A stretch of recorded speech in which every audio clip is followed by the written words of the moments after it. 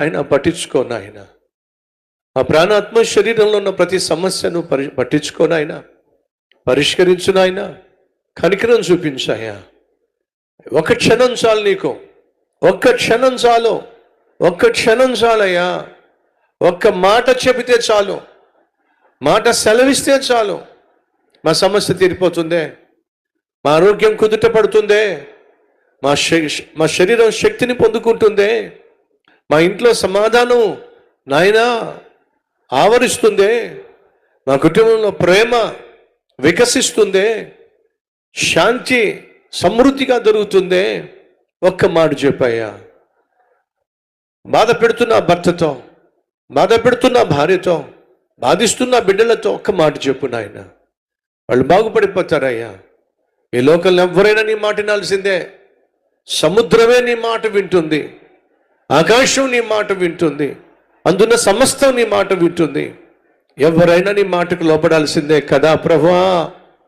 బాధించేవారిని ప్రభువా లోపరుచుకోయ్యా, గాయపరిచేవారిని లోపరిచయ్యా, బెదిరించేవారిని లోపరుచుకోనాయన, మాకు వ్యతిరేకంగా వ్యవహరించేవారిని లోపరుచుకోనాయన, మాకు కీడు చేసేవారిని లోపరుచుకోనాయన, మమ్మల్ని బాధించేవారిని లోపరుచుకోయ్యా.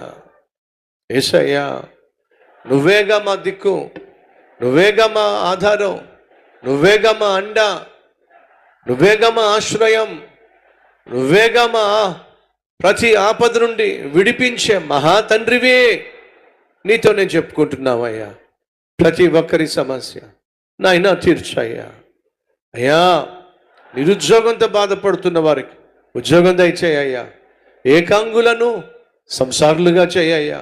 గొడ్రాలు గర్భమును తెరువుము నాయన, సొంత గృహమును అనుగ్రహించయ్యా.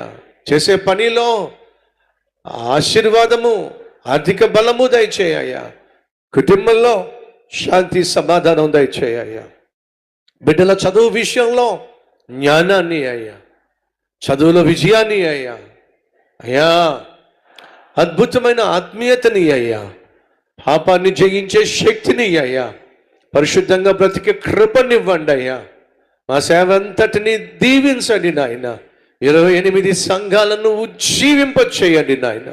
ప్రతి సంఘంలో నాయన ప్రతి ఒక్కరూ రక్షించబడాలి, కుటుంబముగా నీ సన్నిధికి రావాలి నాయన. రానటువంటి భర్తను, భార్యను, బిడ్డలను నడిపించండి నాయన. యేసయ్యా, నీకు దూరంగా జీవిస్తున్న ప్రతి ఒక్కరిని నీ సన్నిధికి ఆకర్షి